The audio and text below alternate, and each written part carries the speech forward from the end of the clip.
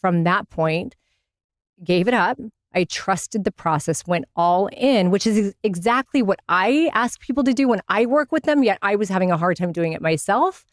And yeah, over time, it became the most incredible thing where food no longer scared me. I understood macro counting, all that. I understood building, but I didn't have to be so anal about it that it destroyed my life. It's so interesting to, like, this topic's come, we've been doing it for this show a long time, but the topic of muscle building and female muscle building has come up more and more. And it's so interesting for me as a man to listen to it, because men go about it the whole different way, where we know, okay, if you want to grow and build muscle, you have to eat a lot more than you're going to. And then you're going to feel this weird period of time where you're, to your point, a little fluffier and a little bigger, and you're holding more water retention.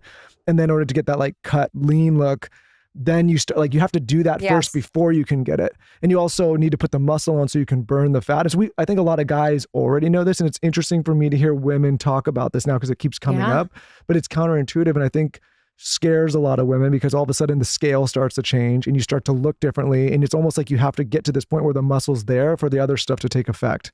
And I think a lot of people don't believe that that's going to happen. Yeah. Does that make sense? It does. And I think a lot of women have this false idea.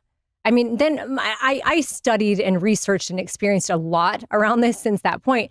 And many women, I was one of them, had the idea, like many women have the idea that if I lift heavy and if I eat a lot, then I'm going to look like a man. Mm-hmm. Like that's what I had. I thought I was going to get bulky. Yes. And so they don't want to lift weights. They don't want to eat a lot. They don't want to take creatine. I don't do creatine, but when I was actively training for a show, I did. They don't want to look like a man or get manly. I would get messages all the time about it. So they don't do it. But we are not physiologically, like, we don't have the hormonal release. We don't have the hormonal setup to look like a man. And the people that you're looking at in the gym who are women that maybe are bulkier are probably in there for 3 to 4 hours a day. Like, if you're talking about lifting weights 4 times a week, they're taking, they're right. There's the injecting or taking. I think a lot of involved. guys that work to build muscle laugh at this too, because it is so hard. Like, that's we go for hours just to do that. Yes. Like, it's like the idea that someone's going to do this for a little bit or they're going to incorporate it, and then all of a sudden it's going to happen. I'm like, if that, I want to know what they're doing then, because I want to do it for me. You know, does that make sense? And I'm the same way. Like, even now in my life, I'm at a point where I don't have as much muscle on me as I like. I got to the point where I loved how I felt and how I looked at 125 pounds. My body wants to be at 110. It is like, everyone's body is different. I like me at 125, but to maintain the muscle to hit 125, 130, I have to eat all day long. I have to load in Carbolin. Like, I'm literally adding 200 calorie scoops of carbohydrates to shakes in between my meals. And it takes time to get there.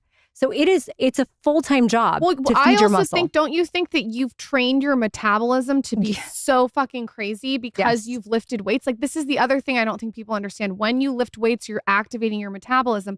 You have activated your metabolism so much and so well that you're a machine with burning food. You are very right. So muscle, we've heard this a million times, but I'll just kind of lay it out.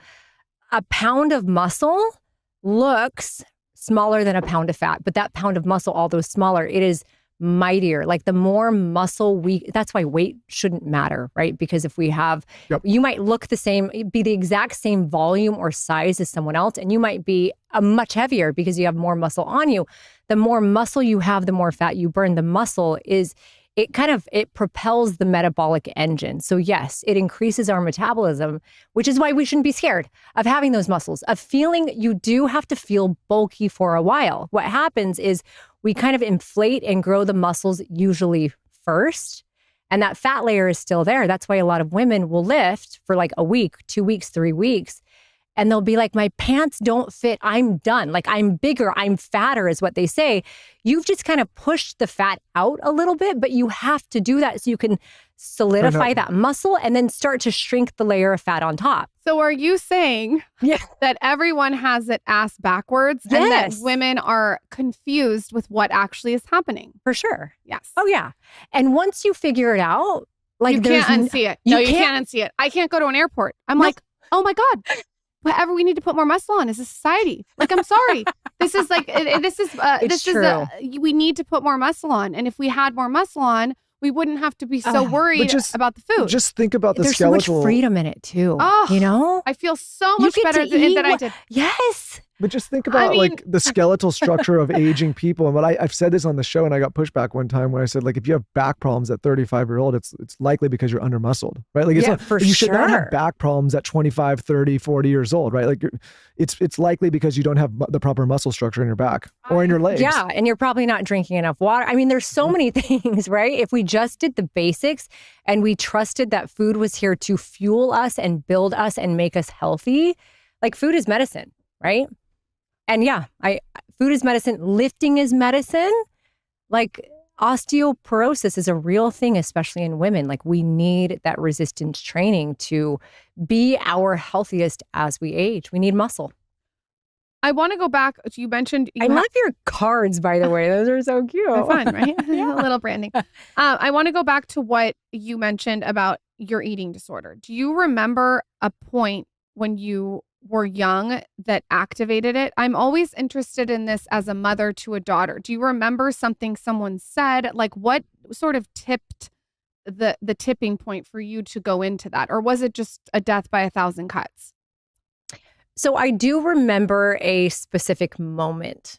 But before I say the moment, I think there's a stage that was set already that maybe predisposed me to have dysmorphia. I'm going to say dysmorphia because that's kind of the root of eating disorder for me. It was for me. My mom, and see, as I say this, I'm going to say I recognize that the stage I'm setting is very similar to the stage set for my kids. And so I have done things different. I recognize this. My mom was a blonde Barbie, a muscle Barbie. Okay. She literally, my mom is the most gorgeous woman I know. And my dad was like a 6'1" Mr. Clean, like big bald head, huge muscles, and just they were successful. They were happy. They were everything. Like, they were beautiful and a great They're still couple. with us? My dad passed. I'm sorry. Thank you. 13 years ago. And my mom is still here. And she's awesome. I love her. And I saw the way that my dad loved, truly, you've never seen a husband and wife treat each other the way that my parents did. It was magic. Not just because my dad's passed, it really was. I saw how he treated and how he loved her. And they went to the gym together. They did all these things. I was the one girl in a family of three. I had there were 3 brothers and just me. So the one girl and 4 kids. And how do I say that? This will go deep, but it's how it was. My dad knew how to raise boys. He coached their sports. He did all their things. He did not know how to raise a daughter. Yeah.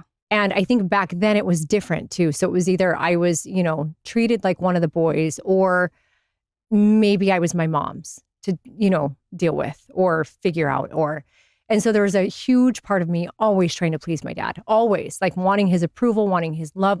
Daughters, you guys, they can't preach enough. They need their dad to love them and to coddle them.